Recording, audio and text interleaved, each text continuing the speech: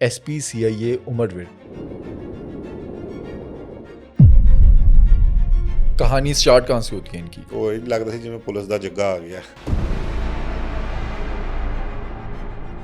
उमर विर्क ने अपने करियर में हाई प्रोफाइल स्टोरीज, केसेस कौन कौन से थे जिस पर काम किया और काफ़ी ज़्यादा लाइमलाइट में भी जो आए? सम टाइम होता था एक पर्स रखा होता था, पर्स खोल के देखना, उसमें कोई चीज़ देखे ना तो एकदम फूक मार के तो उसको बंद कर देना। मैं कहा की बार-बार फूका मारी जा दो की ਜਾਦੂ ਟੂਣਾ ਕਰਦੇ ਪਏ ਤੁਸੀਂ। ਉਹ ਕਹਿੰਦੇ ਇੱਕ ਦਹਿਸ਼ਤਗਰਦ ਹੈਗਾ, ਮੈਂ ਕੁਝ ਪੜ ਕੇ ਤੇ ਫੂਕਣਾ ਤੇ ਇਹਨੇ ਐਵੇਂ ਮੇਰੇ ਸਾਹਮਣੇ ਆ ਜਾਣਾ।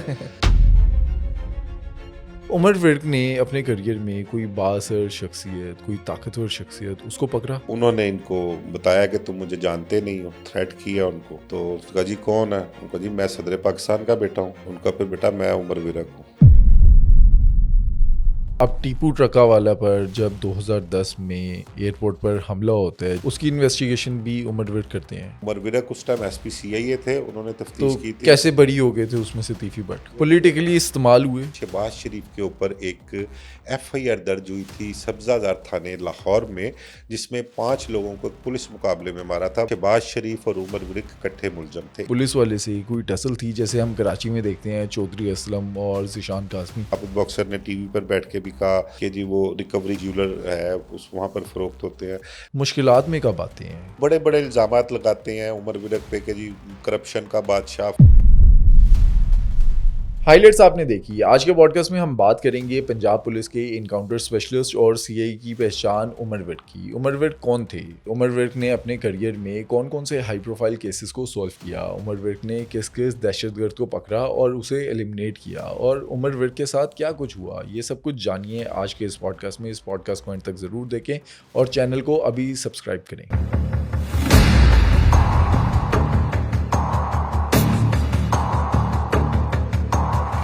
मिर्ज़ा साहब, आज 2026 में तो हम एक नाम सुनते हैं, एक महकमे का सीसीडी का डर, सीसीडी के मुबैना पुलिस मुकाबले और सीसीडी की आज जो शोहरत है।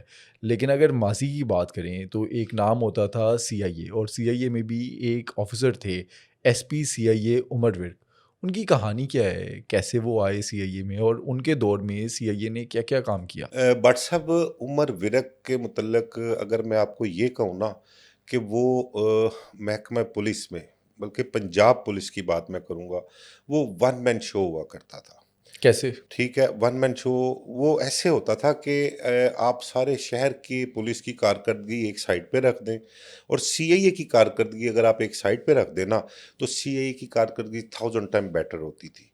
उनके केसेस ट्रेस करने की रेशो, क्रिमिनल्स पकड़ने की रेशो, उनकी रिकवरी की रेशो जो थी, वो लाहौर पुलिस, पूरी लाहौर पुलिस को एक साइड पे रख दें और सीआईए की रिकवरी एक साइड पे रख दें, उनके केस जो सॉल्व आउट होते थे वो एक साइड पे रख दें।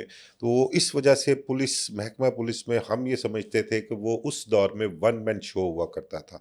और उमर विर्क के होते हुए हमने नहीं देखा कि किसी और पुलिस ऑफिसर ने उस बंदे को कम्पीट किया हो। वो हमेशा से क्रिमिनल्स के ऊपर भारा ही रहे और बड़े अच्छे अच्छे आला आला ओहदे पर फाइज जो पुलिस अफसरान थे वो उस पर बहुत ट्रस्ट किया करते थे। और जितने हाई प्रोफाइल केसेस हुआ करते थे ना लाहौर शहर के, वो जिस उसकी सारी तफ्तीशें जो हैं वो सीआईए के पास जाती थी और वो तफ्तीश जो थी उमर विर्क किया करता था। कहानी स्टार्ट कहाँ से होती है इनकी? कहानी स्टार्ट होती है, एक चीज़ आपको बड़ी और अहम बता दूं कि उमर विर्क जो है वो जो हमारे प्राइम मिनिस्टर हैं मियां शहबाज शरीफ, उनके मुकदमेवार भी रह चुके हैं। एक ये एफआईआर, आम ऑडियंस को समझाने के लिए मुकदमेवार का मतलब क्या होता मुकदमेवार ये होता है कि वो एक ही एफआईआर में शरीक मुलजम रहे हैं है? वो को दोनों। अक्यूज्ड। जी, तो को अक्यूज़्ड रहे हैं। एक बड़ा मशहूर केस हुआ था, आपके भी इल्म में होगा, बल्कि पब्लिक को भी पता है कि शहबाज शरीफ के ऊपर एक एफआईआर दर्ज हुई थी सब्ज़ाज़ार थाने लाहौर में, जिसमें 5 लोगों को पुलिस मुकाबले में मारा था। वो कोर्ट ऑर्डर पर एफआईआर दर्ज हुई थी और उस एफआईआर में शहबाज शरीफ और उमर विर्क इकट्ठे मुलज़म थे। इनके अलावा और भी आला ऑफिसर थे जो उस एफआईआर में नामज़द थे, लेकिन ये दोनों उसमें शरीक मुलज़म थे उस एफआईआर में। तो उमर विर्क के मुतल्लिक़ आपको बताऊँ, उमर विर्क की भर्ती महकमा पुलिस में जो है ना वो कुछ 1985 की भर्ती है बतौर एएसआई।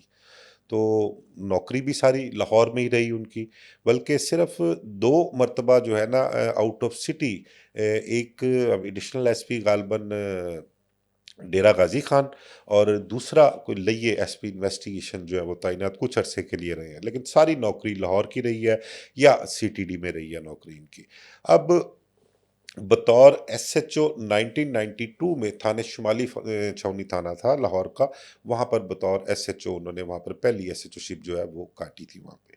अच्छा, स्टार्ट में जब इन्होंने एसएचओशिप शुरू की है ना, तो इनका नेटवर्क जो था ना इंफॉर्मेशन का, वो कुछ अच्छा था, और मेहनती भी थे, लेग वर्क बहुत ज़्यादा था। उस दौर में जिस पुलिस अफसर का लेग वर्क ज़्यादा होता था ना, वो कामयाब पुलिस अफसर होता था। और फिर शहर के रस्सागीर, डेरेदार, बदमाश सभी उनसे चालू हुआ करते थे। सारे समझ लो कि दूसरे लफ्ज़ों में कह लो कि उनकी चौखट पे माथा जो है वो टेका करते थे आके सारे। और एक खौफ की अलामत था जुराइम पेशा लोगों के लिए, बदमाशों के लिए।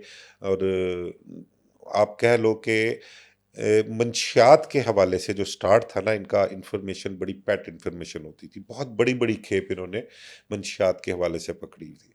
कभी किसी थाने गुलशन रावी में, इकबाल टाउन में, मतलब कि बहुत से थानों में तैनात रहे। फिर उसके बाद जब एक नाम चल गया ना उमर विरक का, और इनको आउट ऑफ टर्न प्रमोशन जो थी वो दिया करते थे। उस दौर में होता ये था कि अगर किसी ने कोई अच्छा काम किया है, कोई बड़ा काम किया है, कोई हाई प्रोफाइल केस ट्रेस कर लिया है, सेक्टेरियन कोई केस ट्रेस किया है, दहशतगर्दों को पकड़ा है, तो उसमें इनाम के तौर पर जो था ना वो इनको वन स्टेप प्रमोशन दिया करते थे। ये ओवरऑल चलता था, एक क्राइटेरिया हुआ करता था। अच्छा, ये किसी के चहीते थे? जैसे हमने मासी में बात की नवीद सईद, वो राना मकबूल के चहीते थे, तो उनको प्रमोशन मिल जाती थी या उनको प्रोटोकॉल मिलता था, उनकी सिफ़ारिश थी। तो इनके पास कोई सिफ़ारिश थी? यार, इनको मैं ये तो नहीं कहूँगा कि ये चहीते उस तर्ज के थे जिस तर्ज की आप बात कर रहे हैं। ये मैं हमने जो देखा है ना अपनी लाइफ में उमर विरक को, ये तकरीबन हर पुलिस अफसर के ही चहीते हुआ करते थे। वजह क्या थी? वजह ये थी कि उसकी वर्किंग थी। उसकी वर्किंग ऐसी थी कि हर पुलिस अफ़सर जो था ना वो उसकी इज़्ज़त करता था, उसको इज़्ज़त देता था। और वो वजह ये थी कि जो काम उसके ज़िम्मे लगाया करते थे ना, ऑलमोस्ट 99% वो काम जो है ना वो सॉल्व हुआ करते थे, वो केसेस सॉल्व किया करते थे। और किस-किस तरह के केसेज़ इनके ज़िम्मे लगते थे? क्या-क्या काम इनसे लिया जाता था? देखें, उस दौर में आपने सीसीडी की बात की स्टार्ट में कि अब आजकल जो चल रहा है दौर सीसीडी का, पुलिस एनकाउंटर्स हो रहे हैं, और किस रवानगी से, किस तेज़ रफ्तारी से पुलिस एनकाउंटर्स जो हैं वो पिछले 6-8 माह में हुए हैं। पुलिस मुकाबले उस दौर में भी हुआ करते थे। पुलिस मुकाबलों के हवाले से उमर विरक का नाम भी मशहूर था। देखें, पुलिस मुकाबले जो हुए ना वो आज तक, बल्कि 80s की दहाई से लेके आज तक स्टिल पुलिस एनकाउंटर्स हो रहे हैं। और उन पुलिस एनकाउंटर्स की असल कहानी होती क्या है, आपको भी पता है, हमें भी पता है। मतलब कि that's are all fake encounters.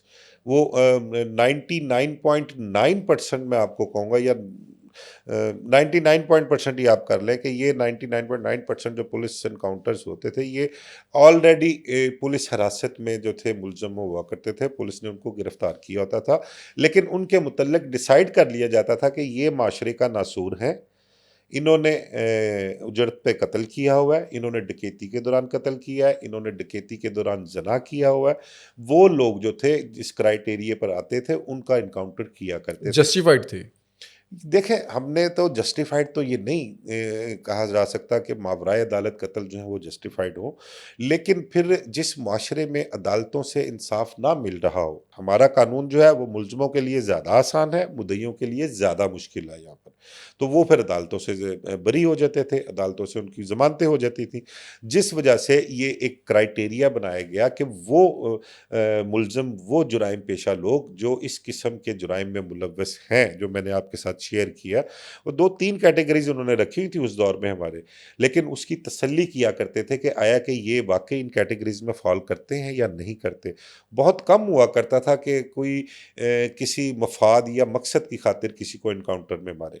लेकिन मोस्टली जो था ना वो यही होता था कि ये उजड़ती कातिल, डकैती के दौरान रेप करना और ये डकैती के दौरान कत्ल करना, ये 3 एलिमेंट होते थे। अगर किसी कोई भी मुलज़म इसमें इन्वॉल्व होता था, उसका फ़ैसला करते थे कि वो पुलिस मुकाबले में उसको मारा जाएगा। अच्छा, उमर विर्क की वजह शोहरत क्या ये जो इनकाउंटर्स होते थे, पुलिस मुकाबले होते थे, ये थी या जिस तरह से वो केसेस को सॉल्व कर रहे थे, क्रैकडाउन कर रहे थे, इस वजह से? अली आपको बताऊं कि प्रिंट मीडिया का दौर हुआ करता था और कोई भी केस कोई तो हाई प्रोफाइल केस हो गया, बड़ी मंशियात पकड़ी गई, ये अखबारात में बहुत ज़्यादा हाईलाइट हुआ करती थी। तो ये अपनी एसएचओशिप के दौरान मंशियात के हवाले से और किन केसेस के हवाले से ट्रेस करने के हवाले से अखबारात में इनको नज़र आया करते थे ये लोग, तो उस वजह से इनकी शोहरत जो है ना वो बढ़ती चली गई। फिर उसके बाद जब इनको सीआईए भिजवा दिया गया, सीआईए जब गए तो वहाँ पर पुलिस इनकाउंटर्स जो थे वो शुरू हो गए और बड़े-बड़े क्रिमिनल्स जो थे इन्होंने पुलिस इनकाउंटर में मारे हैं और बड़े-बड़े बदमाशों को नत्थ डाली है इन्होंने, कोई बंदा सिर नहीं उठाता था इनके होते हुए वहाँ पर। तो ये इनकी शोहरत की वजह एक ये थी। नो डाउट कि पुलिस मुकाबलों के हवाले से भी उमर विरक बहुत मशहूर थे और ख़ासकर जब शहबाज शरीफ वाला एफआईआर सब्ज़ाज़ार में हुई है, उसके बाद तो बहुत ही ज़्यादा जो है पुलिस एनकाउंटर्स के हवाले से इनका नाम जो है वो चल गया था। बेशुमार केसेज़ इन्होंने हल किए। एक दहशतगर्द हुआ करता था सिपा मोहम्मद का मूसा खान, बड़ा नामवर दहशतगर्द था। हुकूमत पंजाब ने उसके सर की कीमत भी रखी थी। उसकी गिरफ़्तारी ठोकर नियाज़ बेग से की थी इन्होंने अंदर एक गाँव से जाके और वो बड़े ड्रामाई अंदाज़ में गिरफ़्तार किया था। इवन के उमर विरक ईंटों की ट्रालियों के ऊपर मज़दूर बन के पगड़ी बाँध के धोती पहन के वहाँ पर जाता रहा। इंतख़ाब शाह वो बशीर नियाज़ी एक हुआ करता था। बशीर नियाज़ी ने बड़े पुलिस मुकाबले किए हैं सीआईए में। बल्कि मैं अब बशीर नियाज़ी बुरा ना मान जाए, इतने पुलिस मुकाबले किए थे हमने लोगों ना सबने मज़ाक में, या उमर विरक साहब ने खुद भी कहते थे ये साडा तारा मसीह गा जे, जो कोट लखपत जेल में फांसी नहीं देता था, तो कहते साडा तारा मसीह है गा जे, मजाक में हमने उसका नाम बशीर नियाज़ी का ये रखा हुआ था। तो हम सम टाइम छेड़ा भी करते थे। बशीर नियाज़ी साहब हुण भावें नाराज़ हो जांदे इस गल सुन के, तो उसको उन्होंने मूसा खान को वहाँ से गिरफ्तार किया जाके। उस केस में मूसा खान को जब गिरफ्तार किया ना, तो मुझे अच्छी तरह याद है डीआईजी होते थे गालिबन तारक परवेज़ साहब थे शायद, तो उन्होंने प्रेस कॉन्फ्रेंस की थी। उमर विर्क को शौक था मीडिया के सामने आने का, कैमरे के सामने अरे आने का, ये तो देखें एक नेचुरल सी चीज़ है। आप लाइमलाइट का शौक था? बिल्कुल था, नेचुरल चीज़ है ना, हर हर जितना जो मर्ज़ी बंदा जितना मर्ज़ी अपने आप को इस चीज़ से किनारा कशी कर ले या प्रिटेंड करे कि नहीं मुझे शौक नहीं है, लेकिन अंदर बंदे के शौक होता है इस चीज़ का, ठीक है? और ये नहीं कि वो खुद से कहा करते थे कि भई ये करना है, वो करना है, वो काम ही ऐसे हुआ करते थे, उनके बड़े-बड़े काम होते थे, अफ़सर कहते थे भई इसकी प्रेस कॉन्फ्रेंस रखवाओ, तो वो बेशुमार प्रेस कॉन्फ्रेंस जो है उनके क्रेडिट में है। इचरा बम धमाका, बदामी बाग बम धमाका, काला शाह काकू बम धमाका को मेरे ख़्याल 12 बम धमाकों में एक दहशतगर्द जो था वो अपना बीएलए से ताल्लुक़ था उसका, गालिबन बलोच करके कोई नाम था उसका, उसको गिरफ़्तार करके लेके आए थे रहीम यार खान वाली साइड से जाके वहाँ से। वहाँ पे यकम रमज़ान को कहते हैं कि वो वहाँ पर गए थे और 20 दिन उन्होंने वहाँ पे गुज़ारे हैं और 20 दिन किसी एक हॉस्पिटल में उसकी इत्तला थी, लेकिन वो जब गए तो वहाँ से वो स्लिप हो गया था। लेकिन 20 दिन इन्होंने वहाँ गुज़ारे और 20 दिन गुज़ारने के बाद 20वें रोज़े को उसको वहाँ से गिरफ़्तार करके लेके आए थे। उमर विर्क ने अपने करियर में हाई प्रोफाइल स्टोरीज़, केसेस कौन-कौन से थे जिस पर काम किया और काफ़ी ज़्यादा लाइमलाइट में भी जो आए? अली उमर विरक ने ना एक मर्डर हुआ था, गालिबन मलंग मलंग था कोई, वो सिद्दीक मलंग था, साईं सिद्दीक मलंग नाम का मर्डर हुआ था। बड़ा हाई प्रोफाइल मर्डर वो उस दौर में हुआ था। जमात इस्लामी ने ना इस केस को बड़ा हाईलाइट किया था, बड़ा उठाया था। आपको शायद याद हो उस दौर में जमात इस्लामी का एक विंग बना था पासबान के नाम से। नौजवानों पर मुश्तमिल था, वो मुज़ाहरे किया करते थे। फिर डंडा बरदार पासबान हुआ करते थे। अच्छा उन्होंने बड़े मुज़ाहरे किए पुलिस के ख़िलाफ़, स्टेट के ख़िलाफ़, इस कत्ल के ऊपर लेकर ना गुलाम हैदर भाई गालिबन शायद सीएम उस टाइम हुआ करते थे। तो उन्होंने बड़े मुज़ाहरे-शुज़ाहरे किए और उन दिनों इन मुज़ाहरों की वजह से, इस मर्डर की वजह से एक जमात इस्लामी का नारा बड़ा मशहूर हुआ था कि ज़ालिमों काज़ी आ रहा है। ये उस दौर में जाके अपना नारा जो था वो मशहूर हुआ था। अच्छा उस केस की तफ्तीश उमर विरक को दे दी गई साईं मलंग की। अब वो जब तफ्तीश करते-करते ताने-बाने कहाँ से मिलने शुरू हो गए? वो पासबान वालों से मिलने शुरू हो गए। वो आज भी उमर विरक ज़िंदा है, अल्लाह मियाँ सेहत तंदुरुस्ती दे उनको, आप पूछ सकते हैं उनसे। पासबान तंजीम का एक कोई सुबहान नामी शख्स और उसके कुछ साथी थे, वो उस मर्डर में निकले थे जाके। तो मतलब कि एक हाई प्रोफाइल केस देखें, और जो उसको इतनी हाइप दे रहे हैं, हालात ख़राब करने की कोशिश कर रहे हैं, और वो कातिल जो हैं वो उन्हीं में से निकले जाके, वो उन्होंने ट्रेस किया। एक बच्चा मर्डर हुआ था, लाहौर शालीमार का इलाका था, कोई बंदा बाहर रहता था, उसका बेटा अगवा हो गया, वो उसने तावान भी ले लिया और उसको बच्चे को मर्डर भी कर दिया था। अब उस बंदे की जो तफ्तीश, गालबन पता नहीं कोई महफूज महफूज करके नाम था उस मुलजम का, उस बंदे से तफ्तीश की, बहुत मतलब कि मैं कहूँ कि तफ्तीश के दौरान ना उमर विरक बैठा के ना मुलजम को उससे गुफ्तगू किया करता था। उससे गुफ्तगू करके ना, जब गुफ्तगू के दौरान ही वो देखता था कि इसने कहाँ पर कोई थोड़ी सी पलटी खाई है या कोई गलत बयानी कर रहा है, फिर उसको वेरीफाई भी किया करते थे। तो वो किसी जगह पे आकर उसने कोई बात ऐसी की, वो काबू आ गया। एंड फिर क्या हुआ, उसने कबूल भी किया जब उससे तफ्तीश की गई, और उसने बगैरत इंसान था वो जो मुलजम था, उसने बच्चे को तावान के लिए अगवा किया, तावान भी ले लिया, और फिर उसने बच्चे को मर्डर कर दिया। और मर्डर किस तरीके से किया अली, आपके रोंगटे खड़े हो जाएंगे। हम तो जब भी सोचते हैं या सुनते हैं ना ये चीज़ें, तो यकीन करें कि वो दिमाग माउफ सा हो जाता है एकदम, बंदा ना बस अजीब सी कैफियत हो जाती है। उस बच्चे के टुकड़े करके उसने उसकी जो है वो फ्रीज़र में रखे हुए थे उस बंदे ने, वहाँ से उसको बरामद किया जाके उन्होंने। फिर एक ऐसे ही एक और केस था, शालीमार का ही केस था। एक रिक्शा ड्राइवर था बेचारा, उसका बच्चा अगवा हो गया, उसको कोई पठान अगवा करके ले गए इलाका गैर में। वो काफ़ी देर से, 8 साल 10 साल तक वो केस जो है ना हल ही नहीं हुआ। वो उसने कोई कोर्ट में भी रिट की, अपना चीफ जस्टिस इफ्तिखार चौधरी थे गालबन, उन्होंने नोटिस भी लिया उसका। उन्होंने फिर उमर विरक को तफ्तीश दी, सीआईए को बुलवा के तफ्तीश दी। वो केस उन्होंने सॉर्ट आउट किया। वो खैर पता लगा, तफ्तीश करते करते पता लगे कि जी वो इलाका गैर में बच्चा कोई है। फिर उनसे पठानों से बात की, उनको तावान पुलिस देकर बच्चे को लेकर आई। अच्छा, पकड़े नहीं, पकड़े गिरफ्तार नहीं किए? वहां से इलाका गैर से किस तरह लेके आते थे उस टाइम? इलाका गैर और अब के इलाका गैर में बड़ा फर्क है।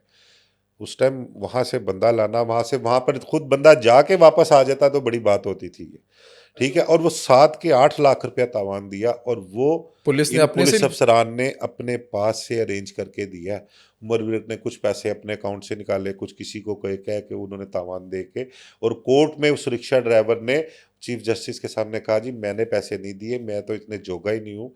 वो उस दौर में रिक्शा भी 60-70 हज़ार रुपये का तो रिक्शा था, तो उसने 7-8 लाख रुपया कहाँ से बेचारे ने देना था।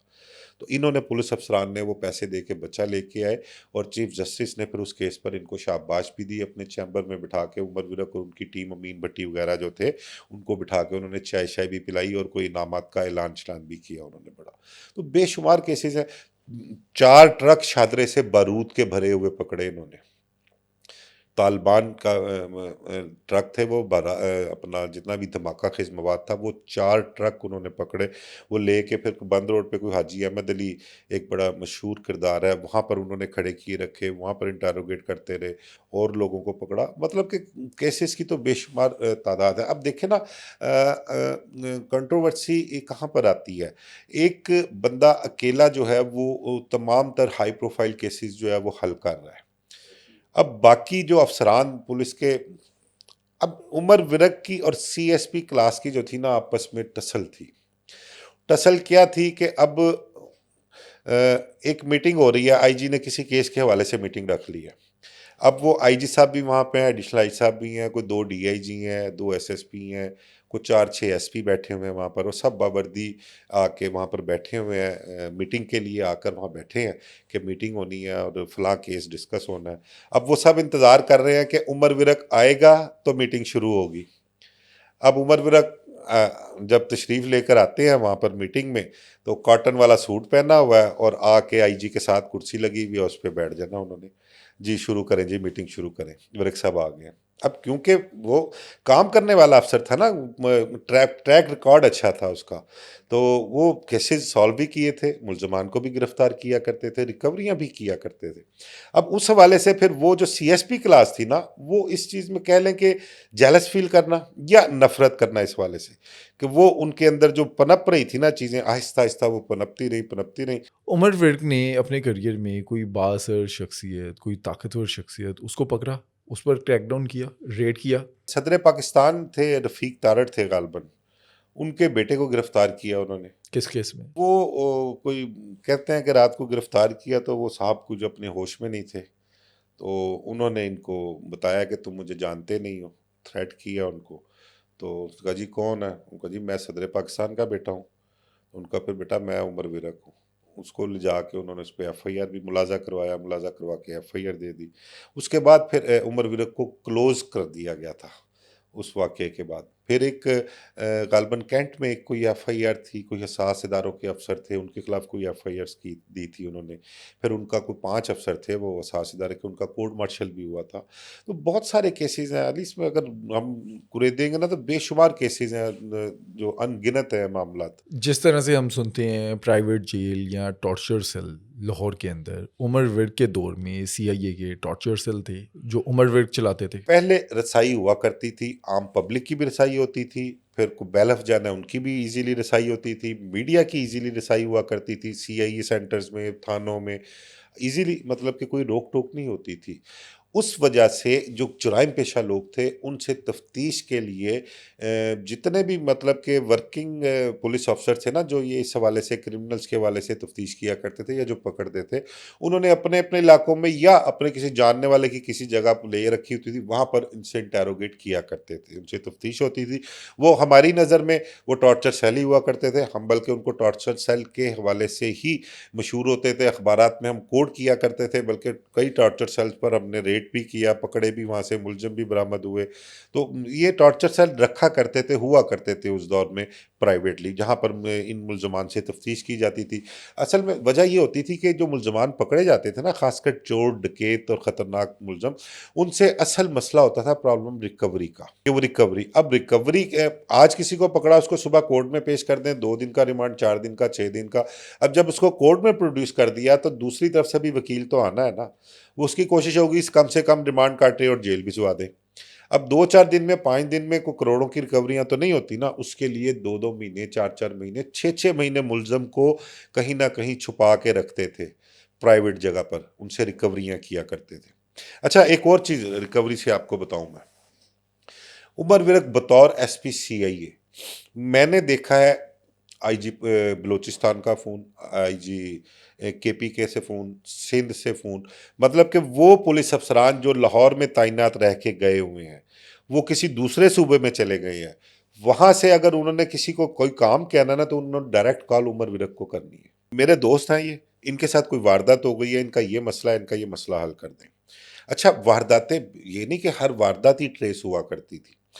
मैंने ये देखा है, बल्कि देखा क्या, मुझे एक्सपीरियंस भी है, मैंने 2-3 लोगों को पैसे दिलवाए भी हैं इस मद में। एक कोई गैंग पकड़ लिया उन्होंने, गैंग के जिम्मे रिकवरी है 50 लाख की, और उससे रिकवरी हो जाती है 1 करोड़ रुपए की। अब 50 लाख जो मुद्दइयों को, वो तो उनको बांट दिया, 50 लाख एक्स्ट्रा है। उसका क्या किया? वो हमने देखा है ना, जो हम समझते हैं, हालांकि लोग बड़े बड़े इल्ज़ामात लगाते हैं उमर विरक पे कि जी करप्शन का बादशाह, फलां ढिमकान, ये वो, रिकवरियों के पैसे खा लिए। लेकिन यार, मैं उमर विरक को जब वो सब इंस्पेक्टर थे ना, मैं तब से जानता हूँ, तब से उनके साथ एक वर्किंग रिलेशनशिप रहा, बतौर क्राइम रिपोर्टर वो पुलिस अफसर थे। जो एक्स्ट्रा रिकवरी होती थी ना, वो किसी भी सीआईए सेंटर के, मतलब कि एक सीआईए माल्टोन है, वहाँ पर अपना मुहर्रर जो होता था, उसके पास वो पैसे जो थे ना जमा होते थे उसके पास। वो 10 लाख है, 20 लाख है, 50 लाख है, करोड़ है, उसके पास होता था। अब वो किसी पुलिस अफसर ने कहा ना, मेरे अजीज हैं, इनकी वारदात हो गई है। अब अगर किसी की वारदात 10 लाख की है ना, तो उन्होंने कहना कि अच्छा डाकू नहीं पकड़े गए, चले ओबलाइज करना है किसी को, नुकसान तो किसी का हुआ है ना, और पैसे जो रिकवर हुए हैं वो भी लूट के माल के ही हैं। वो उन पैसों में से रिकवरी उनको दे दिया करते थे।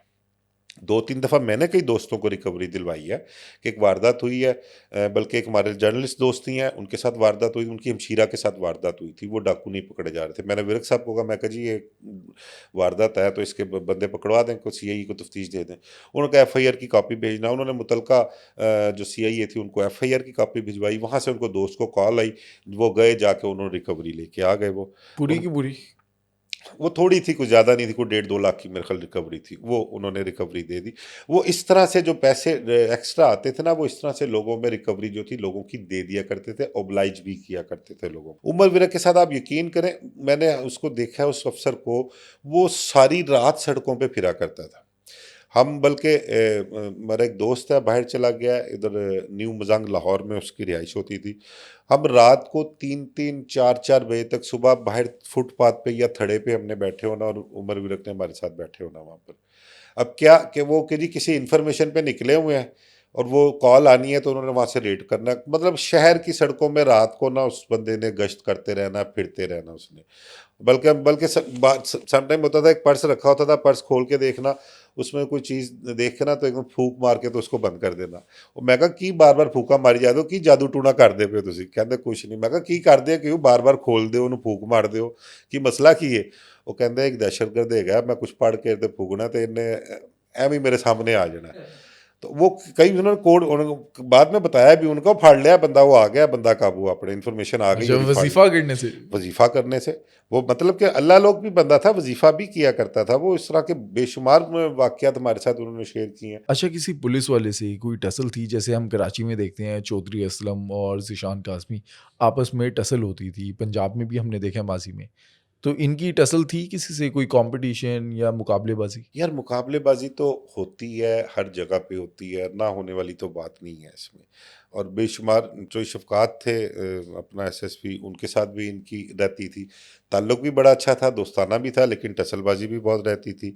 वो एक दूसरे को ताने मेने भी बहुत सारे दिया करते थे ये।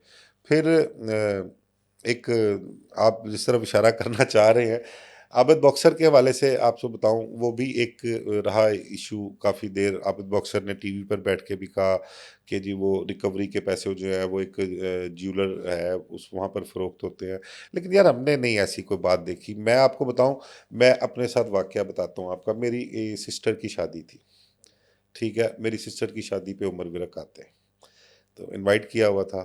तो खाना वाना खा के फारिग हुए तो मुझे ना साइड पे ले गए। मुझे कहते यारो मैं ना आना कोई नहीं सी मैं ब्याह ते मेरा, लेकिन मजबूरी हुण धी दा ब्याह ते रह नहीं सकदे सन।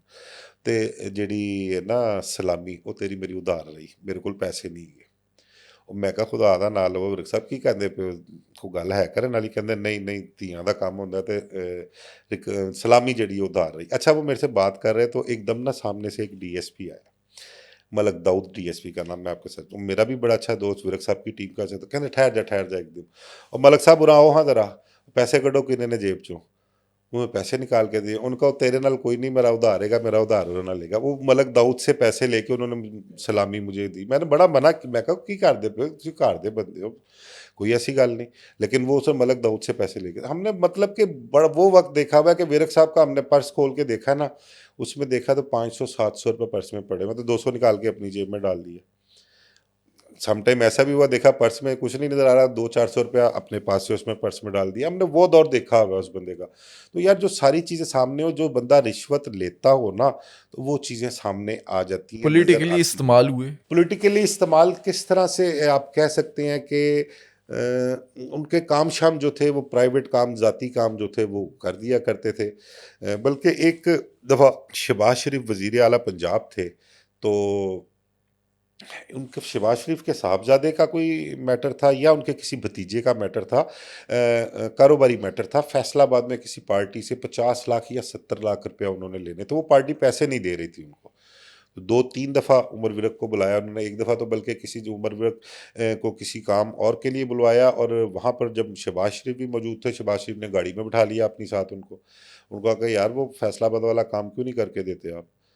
उनका जी करवा देते हैं। लेकिन वो काम उनकी समझ में, विरक साहब की समझ में नहीं आ रहा था, वो काम नहीं करवा के दिया था उमर विरक ने उसको। तो इस किस्म के काम शाम जो थे वो कर लेते थे। अदरवाइज मैंने कहा ना, उस दौर में और आज के दौर में बड़ा फ़र्क है।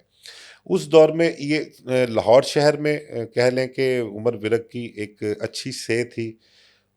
नौकरी सारी लाहौर की थी, पॉलिटिकल लोग भी सारे जानते थे उनको। अगर कोई मुखालिफ कोई अपना एक्टिविटी होती भी थी ना, तो ये अगर किसी को मुखालिफ, सियासी मुखालफ को पकड़ भी लिया ना, तो उसको बाइज्जत तरीके से अपने पास रखा करते थे। जो तजलील आज के दौर में होती है वो नहीं हुआ करती थी उस वक्त। अब तो खैर वो दौर ही नहीं रहा। अब तो हम वो दौर भी याद करते हैं और वो लोग भी याद करते हैं, तो जो उस दौर में अफसर तैनात हुआ करते थे। बात करें अगर ये जो सब्ज़ार के 5 मुबैना पुलिस मुकाबले हुए थे, वो कहानी क्या है? वो कैसे हुए? बाद में क्या कुछ हुआ? वो कोई पुलिस मुकाबला हुआ था, 5 लोग उसमें मारे गए थे। वो जो मरने वाले थे ना, उनके लवाहिकीन इल्ज़ाम लगाते थे कि ये, क्योंकि अब शहबाज शरीफ का दौर था, शहबाज शरीफ के दौर में पुलिस मुकाबले एक रवानगी से शुरू हुए हुए थे। उस दौर में जो स्पीड थी, जैसे आज की स्पीड है वो स्पीड नहीं थी, लेकिन उस दौर के हिसाब से वो स्पीड भी तेज़ ही थी। वो मतलब कि कहते हैं ना, शहबाज स्पीड कहते हैं। तो वो उस दौर में भी स्पीड जो थी वो तेज़ ही अपना तस्वर की जाती थी। तो वो जब उन्होंने मुकाबलों में मारा उन लोगों को, कुछ शवाहिद ऐसे मिले कि भाई ये पहले से गिरफ्तार थे, फिर कोर्ट में चले गए, फिर कोर्ट में केस चलता रहा, और फिर जान इसी सूरत में छूटती थी कि इनके खिलाफ एफआईआर दर्ज करवा दी जाए। और फिर एफआईआर दर्ज हो जाती है, उसकी तफ्तीश एक किसी इंस्पेक्टर को दे देते हैं। वो इंस्पेक्टर क्या करता है, वो एक ना मिसल में एक फ़िक्रा लिख देता है कि क्योंकि इस केस में जो है वो प्राइम मिनिस्टर और आला अफसरान जो हैं वो मुलव्वस हैं, तो ये तफ्तीश किसी और से करवाई जाए। अच्छा, ये चीज़ जब कोर्ट में जाके पेश होती है ना मिसल में, तो वो जज साहब कहते हैं कि जी मुलव्वस पाए गए, ये तो गुनहगार है, सारे मुलजम है ये। वो बड़ा एक अपना तमाशा लगा था, एक बड़ी चीज़ डिस्कस हुई थी। तो वो तसव्वुर ये किए जाने लगा कि इनको गुनहगार लिख दिया है पुलिस ने। हालांकि वो थोड़ा सा अल्फाज में हेरा फेरी कर गया था वो इंस्पेक्टर जो था। उसका मतलब ये था कि भाई मैं एक इंस्पेक्टर हूँ, मेरे से अपर लेवल के अफसरान इसमें मुलव्वस है, तो ये तफ्तीश जो है वो मैं मेरी नहीं बनती, मेरे से ऊपर लेवल का कोई अफसर इसकी तफ्तीश करेगा। वो बड़ा रौला बन गया था इस चीज़ का कि गुनहगार लिख दिया उनको उसमें केस में। अब वो जो पुलिस मुकाबले हुए थे, वो पार किसने किया था? क्या उमर विर्क खुद फील्ड में जाकर इस तरह से करते थे? मैंने आपको बताया कि हमने नाम रखा हुआ था तारा मसीह बशीर न्याजी का। तो उमर विरक की टीम होती थी, एक फ़याज़ डीएसपी फौत हो चुके हुए हैं, एक बशीर न्याजी है, एक शरीफ सिंधु हुआ करते थे, एक अपना राना फ़ारूक हुआ करते थे, राना हसीब अंजुम हुआ करता था। ये सब लोग जो थे ना अपना सीआईए टीम का एक हिस्सा थे, और भी बेशुमार लोग हैं। तो वो ये सब पुलिस एनकाउंटर इनके हाथों ही हुआ करते थे, यही जो थे उनको मुकाबले में मारा करते थे जाके। अब उमर विर्क के पास किस-किस तरह के केसेस आते थे? हर तरह के केस ले लेते थे या कोई हाई प्रोफाइल होता था, वही केस उनके पास आता था? अली, मोस्टली जितने भी हाई प्रोफाइल केसेस थे ना लाहौर शहर के, ख़ासकर मैं आपको बताऊं, वो तकरीबन सीआईए के पास ही हुआ करते थे। अच्छा, इनका तरीकाकार क्या होता था, रोज़ शाम को या रात को ना किसी भी सीआईए सेंटर बैठ जाना, जिसके पास तफ्तीश, जिस सीआईए के पास किसी केस की तफ्तीश होती थी ना, तो वहाँ जाके बैठ जाना, और वहाँ बैठ के फिर उसने तफ्तीश शुरू करनी। जो लोग मुलजम पकड़े होते थे उनसे तफ्तीश किया करनी, या किसी को रेड पे भेजना, खुद रेड पे जा अच्छा, खुद रेड पे भी जाया करते थे और निगरानी किया करते थे खुद अपने मतहत अफसरान की। तो बड़े-बड़े केसेस, एक दफ़ा अपना सुप्रीम कोर्ट से एक केस की तफ्तीश जो है वो उमर विरक को दी गई, सीआईए को दी गई। एक कोई मेरे ख़्याल किसी दूसरे शहर की लड़की थी, एक नसरीन नाम की लड़की थी, उसका मर्डर हो गया। अब वो उसमें चालान भी कोई 13 लोगों को चालान कर दिया गया। लड़की का जो कोई लवर था या आशिक था उसका, वो उसको नामज़द करके उसको पकड़ के जेल भी भिजवा दिया गया। वो तफ्तीश जो थी उमर विरक को दी गई। वो तफ्तीश की, फिर करते करते करते इसको खुरा क्या निकलता है, पता लगता है एंड कि जी जो मुलजम चालान करवाए गए हैं, वो जो गुनहगार लिखे गए हैं वो बेगुनाह हैं, उन्होंने लड़की को कत्ल ही नहीं किया। एंड निकलता ये है कि लड़की खुद ही घर से भाग जाती है और ये कत्ल का सारा ड्रामा करती है। मतलब इस किस्म के केसेस, इन अच्छा, मतलब लड़की कत्ल नहीं हुई कत्ल थी? ही नहीं हुई थी लड़की। देखें ना, अब इन चीज़ों को, अब लड़की का तो अगर वो तफ्तीश ना होती यहाँ पर, और वो उसी तफ्तीश पे इक्तफा किया जाता, जिन्होंने चालान किया था, जिन्होंने मुलजिमों को जेल भिजवाया था, तो वो तो जेलों में ही सड़ते रहते, उन्होंने तो बाहर नहीं आना था। तो इस किस्म के बेशुमार केसेस जो है वो उन्होंने तफ्तीश भी की हैं, और वो सारा कुछ चलता भी रहा है इसी तरह से। अच्छा, एक और केस था, एक कोई सहाफ़ी था, बाहर से आया हुआ था, फैसल कुरैशी नाम था उसका। उसका यहाँ पे मर्डर हो जाता है। अब यहाँ मर्डर जब होता है, तो उस फैसल कुरैशी के मर्डर के बाद जो उसके लवाहिकीन होते हैं, वो इल्ज़ाम लगाते हैं कि जी शहबाज शरीफ ने उसको कत्ल करवाया है। शहबाज शरीफ वज़ीर आला पंजाब थे उस टाइम, और उन्होंने एफआईआर दर्ज करवाने की भी कोशिश की। अब उस कत्ल केस की तफ्तीश भी उमर विरक के पास आ जाती है, वो उसको दे देते हैं तफ्तीश। अब वो फैसल कुरैशी की तफ्तीश शुरू करते करते करते पता लगता है कि जो मकतूल का नाम था ना, कातिल भी वही हम नाम था, फैसल कुरैशी, कोई दोस्त था? और वो उसका कोई दोस्त निकला। अब उससे जब पूछा गया वजह क्या बनी, तो उसने कहा जी मेरे हालात ठीक नहीं थे, माली हालात बहुत ख़राब हुए थे, ये बाहर से आया था, इसके पास पैसे वैसे थे, मैं लालच में आ गया तो मैंने पैसों की खातिर इसको मार डाला। कितने हाई प्रोफाइल केस थे ना उस दौर में, प्रिंट मीडिया के दौर में ये केस बहुत हाईलाइट हुआ करते थे, और एक छोटी सी भी कोई खबर छपती थी ना तो उसका भी बड़ा नोटिस लिया जाता था। और ये तो फिर बीच में शहबाज शरीफ का नाम आ रहा था, इसमें वज़ीर आला पंजाब थे वो। तो इस किस्म के केसेस बहुत से हैं जो उन्होंने ट्रेस किए हैं माजी में। अब टीपू ट्रकावाला पर जब 2010 में एयरपोर्ट पर हमला होता है जिसके नतीजे में उनकी जान चली जाती है, कत्ल हो जाते हैं, उसकी इन्वेस्टिगेशन भी उमर विर्क करते हैं। हाँ, उमर विरक उस टाइम एसपी सीआईए थे, उन्होंने तो तफ्तीश की थी। कैसे बरी हो गए थे उसमें से तीफी भट्ट? तीफी भट्ट बरी इस वजह से हो गया था, देखें एक तो तीफी भट्ट के बरी होने की जो वजह थी ना, वो जो पिस्टल था ना जो इस्तेमाल हुआ था मौके वारदात पे, जो पुलिस ने बरामद भी किया था, वो मालखाने से गायब हो गया था। अब आला कत्ल जिससे मर्डर हुआ हुआ है वही आपके पास नहीं होगा, तो वो मुलज़िम को तो फेवर मिलनी मिलनी है, तो वो उस पे तीफी भट्ट बरी हो गया था। और इस केस की तफ्तीश उमर विरक ने की थी, बल्कि एक दफ़ा मेरी बड़ी डिटेल में गुफ्तगू भी हुई उमर विरक से इस टीपू कत्ल केस के हवाले से। और मैंने विरक साहब से ये बात भी कही, मैं कहा जी इसमें जो मुलज़िम मलक एहसान, अपना तीफी भट्ट, गोगी भट्ट, ये 3 मुलज़िम थे मेन नामज़द जो थे इसमें। अब मैंने उनको जब ये कहा कि जी ये मुलज़म तीनों इनमें से गुनहगार कौन है, कुछ जेन्युइन आपकी तफ्तीश के दौरान, तो उन्होंने बिल्कुल बरमला उन्होंने कहा यार मलक एहसान और गोगी भट्ट, उनका टीपू के कत्ल से कोई ताल्लुक नहीं है। वो टीपू के कत्ल में ना मशवरे में शामिल है, ना मौके पे शामिल है, ना उनकी कोई शहादत ऐसी मिली है। मैं अल ऐलान भी कहने के लिए तैयार हूँ। तो मैं कहा जी जब कहने के लिए तैयार हैं तो आप उनको मिसल का हिस्सा क्यों नहीं बनाते? कहते यार ये हमारी मजबूरी होती है, हम बहाल समझ लो कि मजबूरी है हमारी, हम उसको क्लियर गुनहगार बेगुनाह नहीं कर सकते उसको। बस हम रूटीन में खाना नंबर 2 में उसको डाल देते हैं। बहुत सारे मसले मसाइल होते हैं, हमें कुछ प्रेशर भी होता है जिसकी वजह से हम ये नहीं लिख सकते। अलबत्ता अल ऐलान किसी पंचायत में 100 बंदों की पंचायत में भी ले जाओगे तो मैं वहाँ खड़े को भी कहूँगा ये टीपू के कत्ल में 2 बंदे बेगुनाह हैं और तीफी भट्ट इसमें गुनहगार है, ये उसके बंदे के अल्फाज थे। आज भी जिंदा है, आप पूछ सकते हैं उमर विरक से कि इस केस की में दूध का दूध और पानी का पानी क्या था।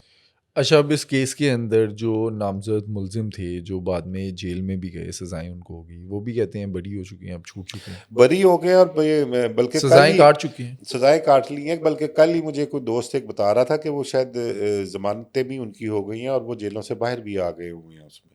तो वो अब अपने घरों में बैठे हुए हैं सुकून से। अब सीसीडी से छुप के और जितना वक्त वो गुजार सकते हैं वो गुजार लेंगे। अगर कोई हकी पैंकी करेंगे तो सीसीडी तो फिर बैठी हुई है, सीसीडी तो मौजूद है यहाँ पर। अब इतना काम किया, मेरिट पे काम भी किया, प्रेशर में भी काम किया, इतना नाम बनाया, लाइमलाइट में आए, मुश्किलात में कब आते हैं? जो रिवर्ट कर दिया गया, जो उनको मुश्किलात में प्रमोशंस मिली। आते हैं, मैं आपको बताऊं कि मैंने आपके साथ एक बात शेयर की थी कि कोई मीटिंग होती थी तो वहाँ पे सारे अफसर सीएसपी क्लास बैठी होनी, वो बावर्दी होते थे, उमर विरक ने आना कॉटन वाला सूट पहन के, वो इन लगता थी जिसमें पुलिस दा जग्गा आ गया। ठीक है, तो वो आके आईजी के साथ बैठ जाना, उसने कुर्सी लगी होनी आईजी के साथ, तो कॉटन वाला सूट पहना आके बैठ के मीटिंग शुरू करी, हाँ जी दसो सर की करना जी, ऐसा ऐसा मैं देख लांगा, सिर्फ मैं कर लवांगा। वो स्टाइल झटका सा स्टाइल जो होता है, तो वो चीज़ें जो है ना वो हजम नहीं होती थी कई पुलिस अफसर्स को। तो वो फिर किसी ना किसी ताक में रहते थे। और फिर को हल्का सा एक कोई इशू ये आउट ऑफ टर्न प्रमोशन के हवाले से चला, तो वो फिर एक कह लें कि एक बाकायदा कंपेन चलाई गई इस हवाले से, फिर कोर्ट में केस गया, वहाँ परसू करवाया गया उस केस को। और फिर उस केस की वजह से सिर्फ एक बंदे की मुखालफत में मैं आपको बता दूं कि पाकिस्तान के कुछ 27-28 हज़ार पुलिस ऑफिसर्स और छोटे रैंक के बड़े रैंक के जो थे, वो सब जो थे ना उन सबको रगड़ा लगा। और जिस जिसको आउट ऑफ टर्न प्रमोशन मिली हुई थी ना वो सारी प्रमोशनें वापस हुई। मतलब उसमें जो उमर विरक एसपी था उनको रिवर्ट करके गालबन इंस्पेक्टर कर दिया गया था कि भाई उनको नई प्रमोशन गलत दी गई है। तो वो उसके बाद फिर उमर विरक ने कहीं पोस्टिंग नहीं ली, नौकरी नहीं की उसके बाद। फिर वो अपना कोर्ट में जो केस था उसी को परसू करते रहे और वो परसू करते करते वहीं से फिर वो महकमे से रिटायर भी हो गए। लेकिन इस दौरान भी जो लाहौर पुलिस के अफसरान थे ना, आला अफसरान, सीसीपीओ लेवल के, आईजी लेवल के अफसरान, वो उमर विरक को अपने साथ रखा करते थे, अपने साथ ऑफिस में बिठाया करते थे अपने वो। हमने अपनी आंखों से देखा है। वो हाई प्रोफाइल केसेस उस वक्त इस दौरान भी वो उनके साथ डिस्कस करते थे और उनकी मदद लिया करते थे। उनकी जो इंफॉर्मेशन का नेटवर्क था, मुखबिर का नेटवर्क था, उसको यूज़ किया करते थे। और जो उनकी टीम के लोग थे उन सब को वो इस सब के बावजूद भी पुलिस अफसरान जो थे वो यूज़ किया करते थे, उनसे हेल्प आउट होते थे वो। और उसके बाद भी देखना ये महकमे ने क्या किया, था तो कोर्ट के हुक्म के मुताबिक हुआ था सारा कुछ, लेकिन महकमे की तरफ से जो सपोर्ट मिलनी चाहिए थी वो सपोर्ट उनको मिली नहीं। लेकिन इस सब के बावजूद भी वो महकमे की फलाह के लिए केसेस के हवाले से जहाँ जहाँ ज़रूरत होती थी उसको हेल्प आउट किया करते थे। अब जितने दहशतगर्द पकड़े या जो टॉप 10 थे, क्रिमिनल्स थे, उनको पकड़ा, एलिमिनेट किया, तो इनको कभी कोई रिस्क हुआ, थ्रेट हुआ, कभी कोई अटैक दहशतगर्दों हुआ? दहशतगर्दों की हिट लिस्ट पर नाम था इनका। हमले हुए इन पर? हमले तो ऐसे नहीं हुए, लेकिन प्लानिंग कई दफ़ा सामने आई है। ठीक है, लेकिन दहशतगर्दों की हिट लिस्ट पर नाम था। दहशतगर्दी के हवाले से वर्किंग थी, पुलिस मुकाबलों के हवाले, लेकिन पुलिस मुकाबलों जो जुराइम पेशा लोग थे उनकी तो बेचारों की इतनी मतलब ज़रूरत नहीं थी उनके पिछलों की कि वो कोई स्टेप ले सकते या कोई इस किस्म का थ्रेट करते। लेकिन दहशतगर्दी के हवाले से बहुत थ्रेट हुआ करती थी उनको। तालिबान के हवाले से थ्रेट हुआ करती थी, उनके खिलाफ बहुत कार्रवाइयाँ की हैं उन्होंने। अब रिटायरमेंट उन्होंने ले ली, तो अब क्या कर रहे हैं? कोई जायदादें वगैरह बनाई? क्योंकि पुलिस वाले हमने देखे हैं ज़्यादातर जो हैं, वो फाइनेंशियली काफ़ी स्टेबल होते हैं, काफ़ी स्ट्रॉन्ग होते हैं। अली जायदादें हमने तो नहीं देखी यार। देखें, हमने अपने करियर में जितने भी पुलिस अफसरान देखे हैं ना जिनका ताल्लुक दूसरे शहरों से है, उनको हमने देखा कि वो जब लाहौर में आए सबसे पहले उन्होंने लाहौर में अपना घर बनाया है। तो आज के दिन तक अभी तक उमर विरक का रिहाइश जो है वो अपने इलाका शेखुपुरा के रहायशी हैं, ज़मींदार घराना है वहाँ का।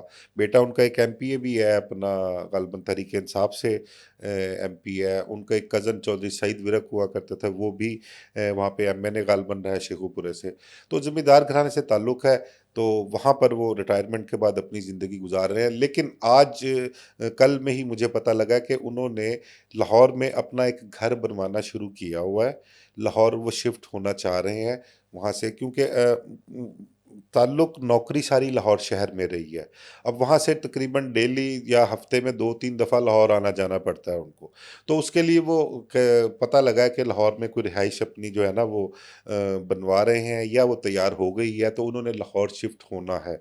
तो सारी नौकरी के बाद आप देख लेना, एक 30 साल महकमे में गुज़ारने के बाद लाहौर शहर में किसी का घर ना होना, तो मतलब कि शेखुपुरे ही अपने घर ही वहीं पर अभी तक तो वो रिहाइश पजीर है। अभी देखते हैं घर में उनका लाहौर जो रिहाइश है वो कब तक मुकम्मल होती है या यहाँ पर कब वो शिफ्ट होते हैं।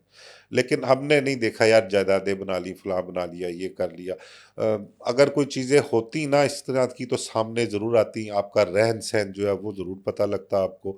उसके पीछे तो यार मतलब के लोग जो थे वो ले के फिरा करते थे कि हम हमारे से कोई बात करे, हमारे ज़िम्मे कोई काम लगा दे, हमारे ज़िम्मे कोई नेकी का काम लगा दे, ऐसी किसी को भला कर दइए। लोग इस तरह से पीछे उसके हुआ करते थे। लेकिन हमने नहीं देखा यार, बस बहरहाल कि इस किस्म के मामलात कभी कोई पैसों-वैसों के हवाले से सामने आए हों। क्योंकि मैंने बताया ना कि मेरी 30-32 साल की मेरी जर्नलिज़्म है। तो मैं जब इस फ़ील्ड में आया था मेरा तकरीबन ऑलमोस्ट कह लो कि तब से ही उनके साथ ताल्लुक़ है, रिलेशन है। तो हर चीज़ हमारे सामने है।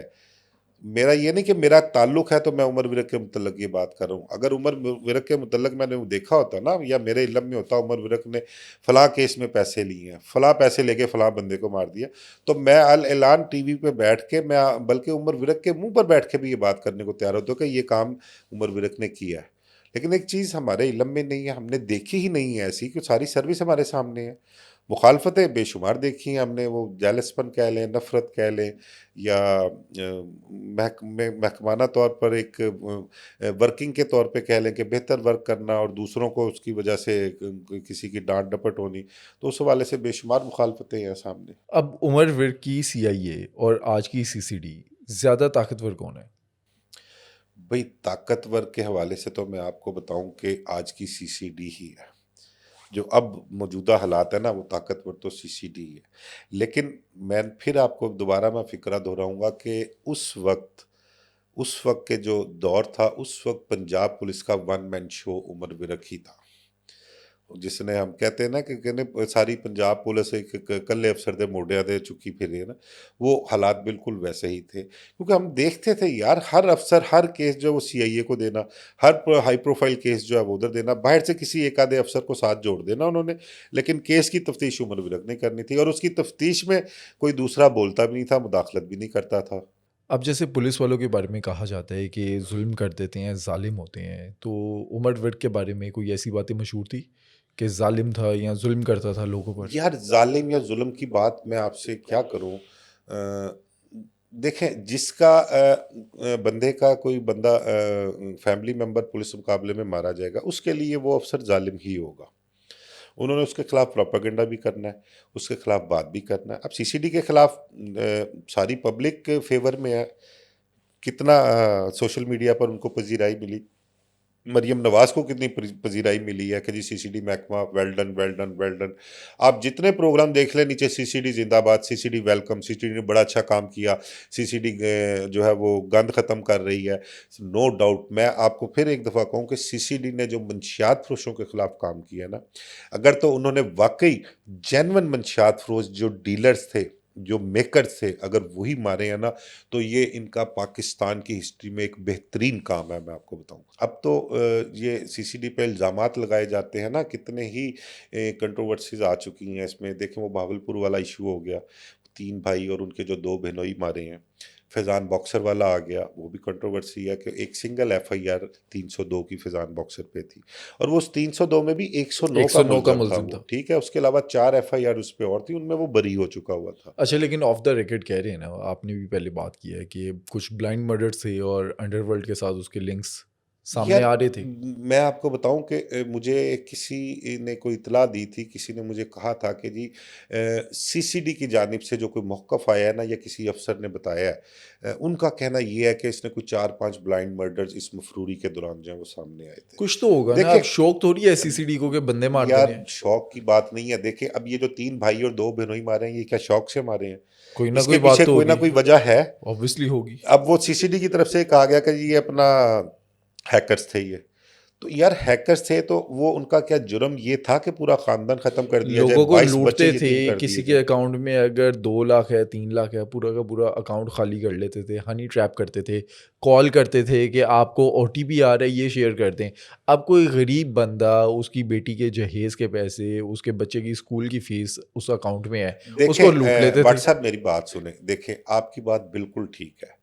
मेरे पास मेरी कुल जमा पूंजी 2 लाख 5 लाख 10 लाख, वो मेरे से कोई लूट के ले गया, मेरा तो तिया पांचा हो गया ना, मैं तो अपना वो क्या कहते हैं कि कब्रिस्तान पहुंच गया ना मैं। आपकी बात बिल्कुल ठीक है, मैं आपकी बात से मुत्तफिक करता हूँ, हम सीसीडी के खिलाफ नहीं हैं, हम उनके खिलाफ बात नहीं करते, लेकिन आप ये देखें कि वो हैकर्स थे। अगर हैकर्स थे और इतना उनका जुर्म था कि उन्होंने इतने पैसे कमा लिए थे कि बहुत से लोग मुतासरीन जो थे वो सामने, तो यार अगर आपने नेकी करनी है तो यार उनसे बरामदगियां करके जिन लोगों के पैसे लूटे हुए हैं वो पैसे तो वापस दिलवा दें, बाद में मारते रहे आप पुलिस मुकाबले में। आपने उनको पुलिस मुकाबले में मार दिया, उस खानदान के 22 बच्चे यतीम हुए हैं, 5 खवातीन बेवा हुई हैं, ठीक है? आपको कितने नफ़लों का सवाब हुआ कि जिनसे उन्होंने हैकिंग की थी, जिनके उन्होंने लाखों, करोड़ों या अरबों रुपए उन्होंने लूटे हुए थे, आप लोग उनके कोई दादरसी की है आपने उनकी? आप उनके किसी काम आ सके हैं? कम से कम लूटे हुए पैसे ही उनसे बरामद करवा लेते। मुझे नहीं लगता उनकी हालत ऐसी है कि उनके पास अरबों या करोड़ों रुपए हों। मैंने मिला हूँ मैं उनसे, वो जो मरने वाले हैं उनके वालिदैन हैं, अब्दुल जब्बार है और उसकी बीवी है ज़ुबैदा बीबी, मैं मिला हुआ हूँ, वो रो पीट रहे हैं। मैंने उनकी हालत नहीं देखी जिनके पास, ना उनका मैंने रहन-सहन ऐसे देखा है। जिनके पास पैसे होते हैं ना, कम से कम उनका ओढ़ना-बिछोना जो होता है वो आपको नज़र आता है। होंगे, मैं इस चीज़ को नहीं अपना डिनाई करता कि उनमें कोई बुराई नहीं होगी, लेकिन अगर कोई बुराई है तो उसको सामने भी तो लेकर आएँ ना यार आप। अब जो उमर विर्क के मुबैना पुलिस मुकाबले होते थे, उसके अंदर दूध का दूध, पानी का पानी होता था। यार मैं आपको यही बात बता रहा हूँ, मैं आपको एक किस्सा सुनाता हूँ। किस्सा क्या, मेरे सामने की बात है। उमर विरक डीएसपी इकबाल लगे होते थे। मैं उनके पास बैठा हुआ, ऑफिस में बैठा हुआ, तो उनको ना एक कॉल आती है पीटीसीएल नंबर पे, किसी अफसर की, बड़े अफसर की कॉल थी वो किसी। अच्छा, मुझे आज तक नहीं पता कि वो किस अफसर की कॉल थी। मुझे उमर विरक ने बताया ही नहीं कि दूसरी तरफ फ़ोन पर कौन था। लेकिन अब मैं उनकी गुफ्तगू जो सुन रहा हूँ ना, मैं आपको वो गुफ्तगू का थोड़ा सा खुलासा करके बताता हूँ। अब वो जो अफसर कॉल करने वाले थे ना, वो उमर विरक को ये कह रहे थे कि यार ये 3 या 4 लोग तुमने पकड़े हुए हैं, इनको इनकाउंटर पे मार दो। अब उमर विरक की बात तो मैं सुन रहा हूँ, उधर से मुझे नहीं पता क्या बात हो रही है, लेकिन मुझे ये फील हो रहा है कि वो इनको मारने के लिए कह रहा है। उमर विरक ने कहा कि सर ये बंदे मारने के काबिल नहीं है, इनका जुर्म ये नहीं है, ना इन्होंने उजरत पे कोई कत्ल किया हुआ है, ना इन्होंने डकैती मर्डर किया है, ना डकैती के दौरान इन्होंने कोई रेप किया हुआ है। तो हमारा जो क्राइटेरिया है पुलिस मुकाबले मारने का, वो ये क्राइटेरिया है, जो इस किस्म के जुराइम में मुलव्वस है उनको कत्ल किए, उनको पुलिस इनकाउंटर करते हैं। तो मैं इनको नहीं मार सकता। वो इंसिस्ट कर रहा है बार बार कि नहीं मार दो। फिर उन्होंने कहा सर इन्होंने कत्ल जरूर कीते ने, ਇਹ ਦੁਸ਼ਮਣਦਾਰੀ 'ਚ ਕਤਲ ਕੀਤੇ ਨੇ ਇਹਨਾਂ ਨੇ, ਔਰ ਇਹਨਾਂ ਦੇ ਵੀ ਕਤਲ ਹੋਏ ਨੇ, ਤੇ ਇਹਨਾਂ ਦੇ ਕਤਲਾਂ ਦੇ ਹਿਸਾਬ ਨਾਲ ਜਿਹੜੀ ਤਫਤੀਸ਼ ਹੋਏਗੀ ਉਹ ਤਫਤੀਸ਼ ਮੈਂ ਮੈਰਿਟ ਤੇ ਕਰਕੇ ਇਹਨਾਂ ਨੂੰ ਕੋਰਟ 'ਚ ਭੇਜਾਂਗਾ, ਜੇਲ੍ਹ ਭੇਜਾਂਗਾ, ਮੈਂ ਇਹਨਾਂ ਨੂੰ ਪੁਲਿਸ ਮੁਕਾਬਲੇ 'ਚ ਨਹੀਂ ਮਾਰਾ। ਲੇਕਿਨ ਉਹ ਅਫਸਰ ਬਜ਼ਿਦ ਰਹਾ। ਐਂਡ ਉਮਰ ਉਹਨਾਂ ਕਹਾ ਸਰ ਫਿਰ ਮੈਂ ਕੰਮ ਨਹੀਂ ਕਰ ਸਕਦਾ, ਜੇ ਤੁਸੀਂ ਇਹ ਕੰਮ ਕਰਵਾਉਣਾ ਤਾਂ ਇੱਥੇ ਕਿਸੇ ਹੋਰ ਨੂੰ ਲਾ ਦਿਓ, ਮੈਨੂੰ ਤੁਸੀਂ बदल दो। मतलब कि उस टाइम ये उमर विरक की मैं बात कर रहा हूँ, अफसर जो थे वो जुर्रत का मुजाहरा करते थे, अफसरों के आगे खड़े हो जाते थे। और अब तो कोई पूछने वाला ही नहीं है यार। आप देखें कितने बंदे मार दिए, किसी का कोई रिकॉर्ड आपके पास ऑन रिकॉर्ड सामने है? उस दौर में जितने बंदे मारते थे आपको ब्लैक एंड वाइट पेपर देते थे वो एक, उसमें हर बंदे की जितनी डिटेल थी, उसके जितने जुराइम थे उनकी दास्तानें उस पेपर पे लिखी होती थी। कितनी FIR, 100 FIR हैं दर्ज, 50 FIR हैं, 20 FIR हैं, किस किस जुर्म में दर्ज हैं, वो सारा रिकॉर्ड दिया करते थे। आज आप मुझे किसी एक बंदे की को रिकॉर्ड निकाल के दिखा दो, स्टार्ट में शुरू में बताते रहे कि जी ये अपना भत्ताखोर थे, ये उजरती कातिल थे, ये फलां थे, ये फलां थे। उनको सख्ती से मना किया हुआ है कि किसी से रिकॉर्ड शेयर ही नहीं करना आप लोगों ने। और CCD वाले जो है, अब मैं आपको बताऊं कि रोने पिटने वाले हुए हैं इंस्पेक्टर जिनकी तरफ से इस्तगासे हैं। वो दो दो हाथ अपने सिरों में दे के ना अपने बाल नोचते हैं कि हमारे साथ मुस्तकबिल में होना क्या है। ये हालात हुए हैं। मैं वहां पे, आप किसी से डिस्कस तो करके देखें CCD के अफसरान से, कोई बात ही नहीं करता। बात किस तरह से करेंगे। वो CCD के ऊपर बहुत सारे सवाल उठ रहे हैं। 72 या 75 है जो एप्लीकेशंस हैं वो कोर्ट्स में पेंडिंग है इस टाइम CCD के पुलिस एनकाउंटर्स के हवाले से। ठीक है, अब आगे मुस्तकबिल में इसका क्या होगा, ये जब मुस्तकबिल में इस हवाले से कुछ कार्रवाई शुरू होगी या उनकी सुनवाई होगी तो पता लगेगा कि मुस्तकबिल जाके ये CCD के अफसरान के साथ होना क्या है। यार वो मतलब कि जो CCD के अफसरान जिनकी तरफ से इस्तगासे दायर किए गए हैं ना, वो सिर्फ आंखों से उनकी आंसू नहीं निकलते, लेकिन वो कहते हैं कि जी मुस्तकबिल हमें जो हमारा है ना वो हमें बिल्कुल क्लियर नज़र आ रहा है। दोस्तों आज के पॉडकास्ट में तो हमने उमर विर्क को डिस्कस किया। अगले पॉडकास्ट में आप किस पुलिस ऑफिसर की कहानी जानना चाहते हैं हमें कमेंट सेक्शन में बताएं।